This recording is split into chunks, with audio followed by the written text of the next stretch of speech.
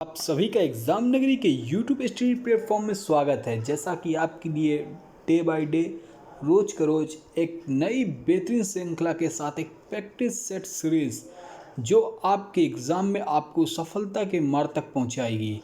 वो एग्ज़ाम नगरी ने अगर ठान लिया तो आपको निरंतर निःशुल्क सभी सब्जेक्ट की कोई भी क्लास हो वो भी सभी निःशुल्क मिलेंगी।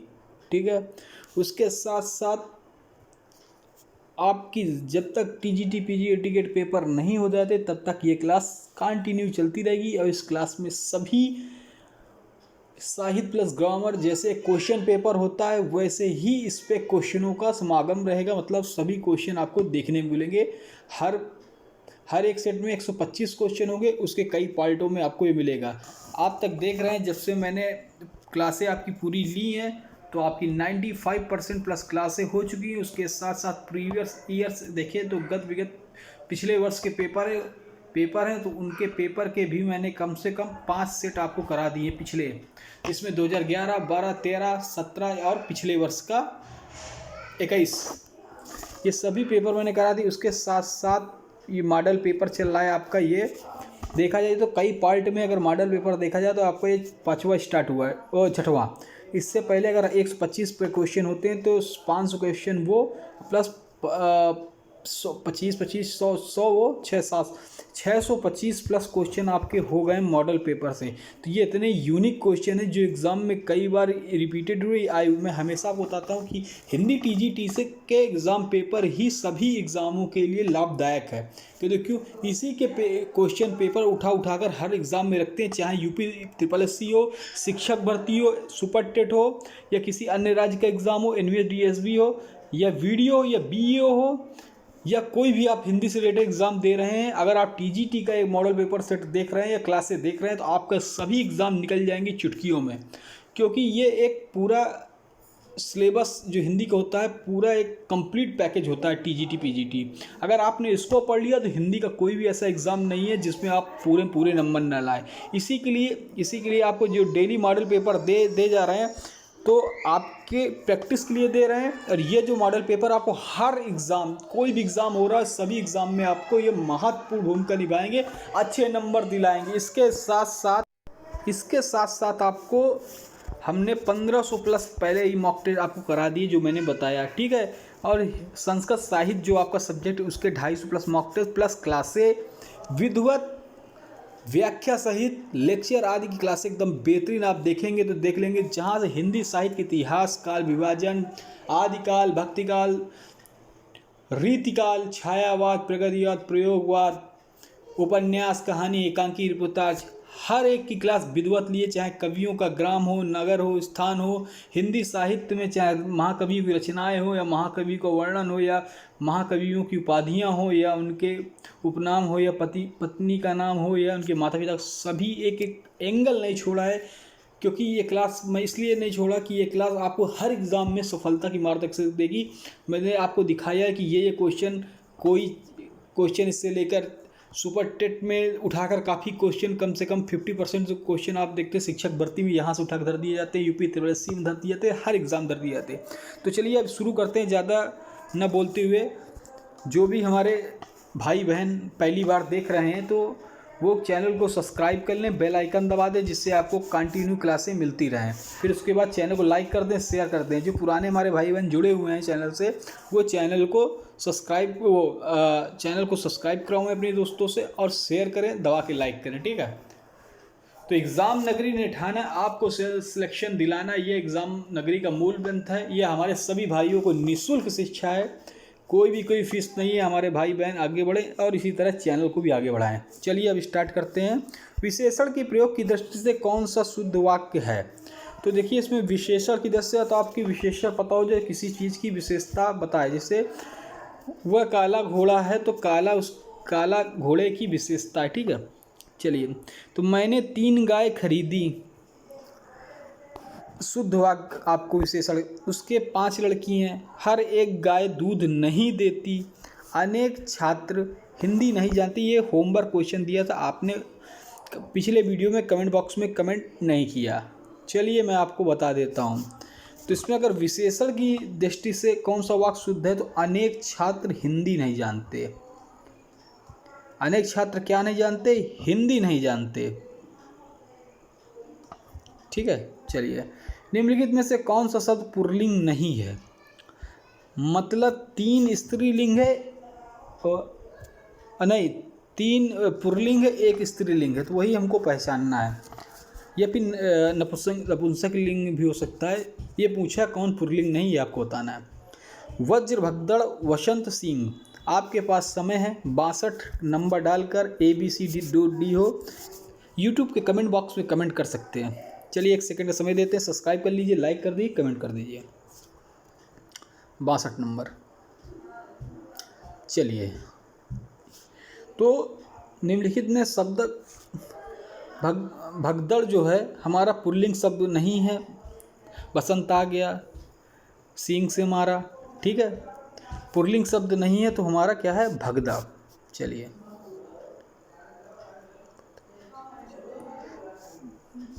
जैसे भगदड़ मच रही है, रही, तो स्त्रीलिंग में आ जाता है। आस्तिक का विलोम क्या है? देखिए, आप सभी जान जाएंगे आस्तिक का विलोम अनिश्वरवादी, अंधविश्वासी, रूढ़वादी या नास्तिक।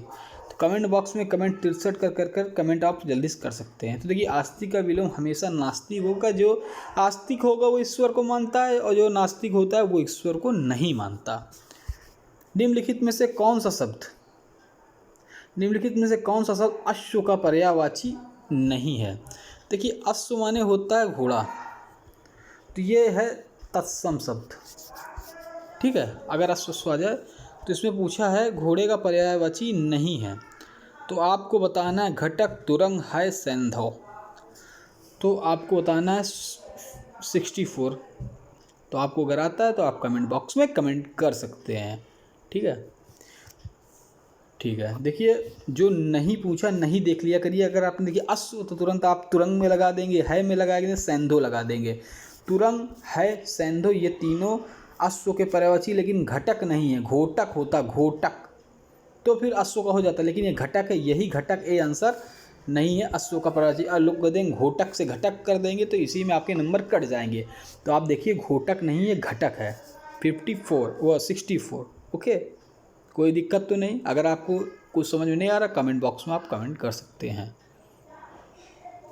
चलिए, कलेजा मुंह को आना, मतलब कलेजा मुंह को आ गया। मिचली आना, अत्यधिक घबरा जाना, डर जाना, चक्कर आना। तो 60 कभी कभी मिचली आ जाती है, तो कलेजा मुंह में, तो ये आप नहीं सही है। ठीक है, तो अगर आपको आता है तो आप कमेंट बॉक्स में कमेंट कर सकते हैं। 65। ठीक है, तो भैया कलेजा जब मुंह में आ जाता है अत्यधिक घबरा जाएंगे। जैसे अचानक आपके शेर आ जाए तो आपका कलेजा मुंह ही में आ जाएगा, इतना आप डर जाएंगे, अत्यधिक घबरा जाएंगे। ठीक है, चलिए। होनहार बिनवान के होत चीकने पात, कहावत करते बहुत बढ़िया। देखिए, जो भी क्वेश्चन मैंने कराया हूँ, ये शिक्षक भर्ती के आए हुए क्वेश्चन, यूपी SSC के आए हुए क्वेश्चन है। ये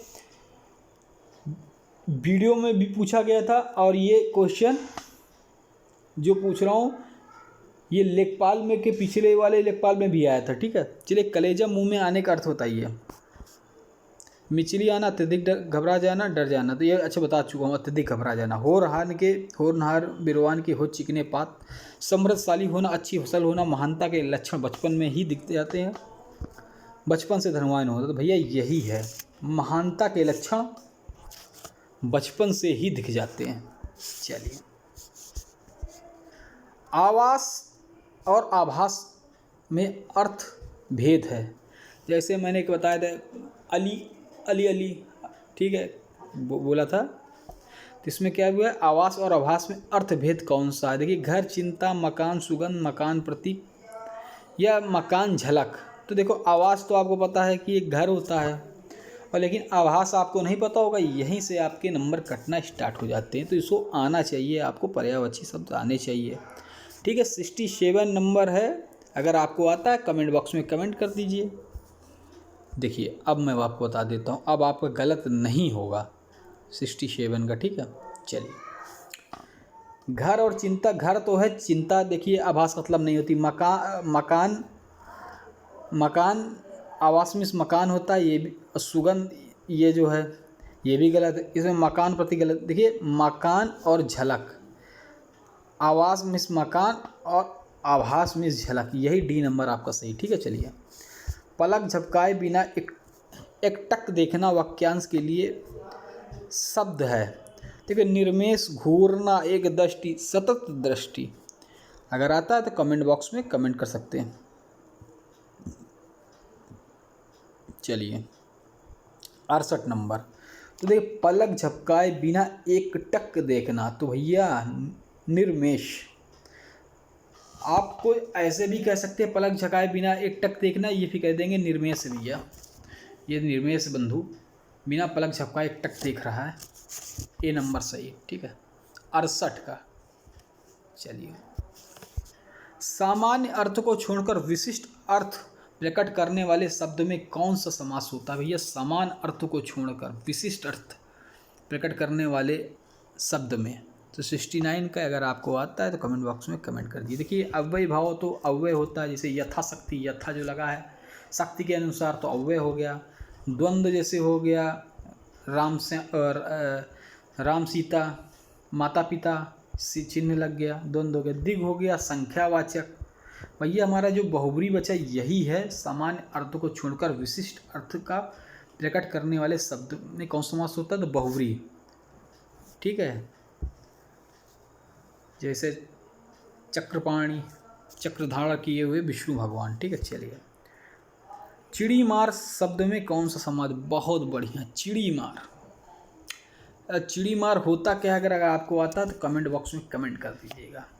समास पूछा है, दिग तो नहीं है, संख्यावाचक तो नहीं है, यहाँ से ये कट जाएगा।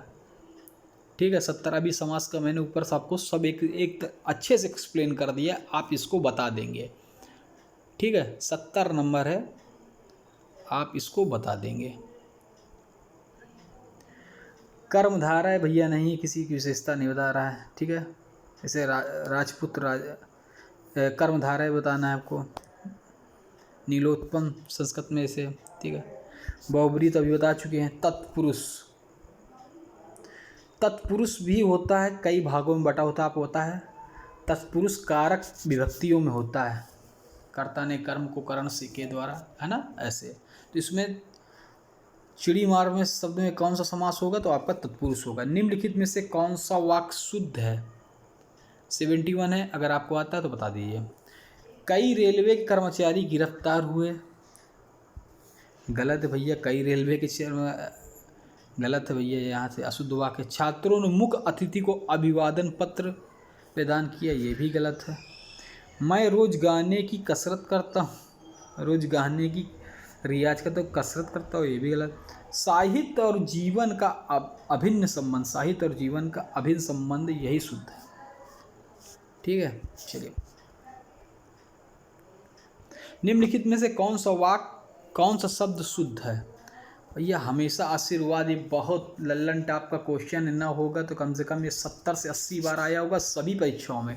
टीजीटी पीजीटी में आया है, शिक्षक भर्ती हो, यूपी त्रिपक्षी हो, कोई भी ऐसा एग्ज़ाम नहीं जिस एग्ज़ाम को इस क्वेश्चन ने छुआ ना हो। हर एग्ज़ाम में आया 70 से 80 बार, मैं कह रहा हूँ, मैंने बहुत बार देखा है। निम्नलिखित में कौन सा शब्द शुद्ध है? तो आपको बताना है आशीर्वाद, आशीर्वाद या आशीर्वाद। 72। अगर आपको आता है तो कमेंट बॉक्स में कमेंट कर दिए। देखिए रा यहाँ पे उड़ेगा नहीं, यहाँ से रा आप पकड़ लेंगे ये। ठीक है, मात्रा यहाँ छोटी की लगेगी नहीं, यहाँ पे बड़ी की होगी। आशीर्वाद ऐसे लिखा जाता है, ये सही है, सी नंबर। चलिए कविंद्र में संधि कौन सी? बहुत बढ़िया, कविंद्र, कवि धन इंद्र। ये टूटेगा किसमें? कवि धन इंद्र। हमने तोड़ दिया कवि धन इंद्र। ई प्लस ई आ रहा है, मेरे ख्याल से ई प्लस ई आ रहा है। ठीक है, सेम है। तो आप अब आंसर आप तो बता ही सकते हैं। मैंने एक संधि की ट्रिक प्लेलिस्ट में डाल दी, पूरी टीजीटी साहित्य और हिंदी साहित्य का पूरा हिंदी की पूरी प्लेलिस्ट बता दी है हमने, टीजीपीजी एलटी गेट की। आप जाकर देख सकते हैं सभी क्लासें, अगर देख लेंगे तो आप, मैं नहीं कह रहा हूँ, आप पढ़ेंगे तो आपको लगेगा one liner question plus mock test है, आपका सिलेक्शन ज़रूर होगा। लेकिन हाँ, कॉपी किताब पेन लेकर बैठेंगे तभी पढ़ेंगे तभी सिलेक्शन होगा। जितनी वीडियो मैंने बनाई है छोटी से छोटी वीडियो में बहुत इंपॉर्टेंट क्वेश्चन लेने का प्रयास किया हूँ। पूरी मैंने क्लास ली, पूरी क्लास पढ़ाई अगर आप देख लेंगे तो आपको सफलता आपके कदम पे होगी, क्योंकि एग्ज़ाम नगरी नहीं उठाना, आपको सिलेक्शन दिलाना है। ठीक है, तो प्लेलिस्ट में आप जाकर देख सकते हैं GS GK plus Hindi TGT PGLT GATE नाम से प्लेलिस्ट बनी, पूरी क्लास देख सकते हैं। नहीं देखेंगे तो भाई पछताएंगे, मैं पहले कह रहा हूँ। देखेंगे तो आपका सिलेक्शन पक्का है, याद कर। ठीक है, तो मैंने कहा था ई प्लस ई से छूटा कवि धन ई, कवि धन इंद्र, ई ईस हो रहा है तो दीर्घ संधि हो जाएगा। ठीक है, चलिए, निम्नलिखित में से किस वाक्य में विषयादि बोधक चिन्ह का सही प्रयोग होगा?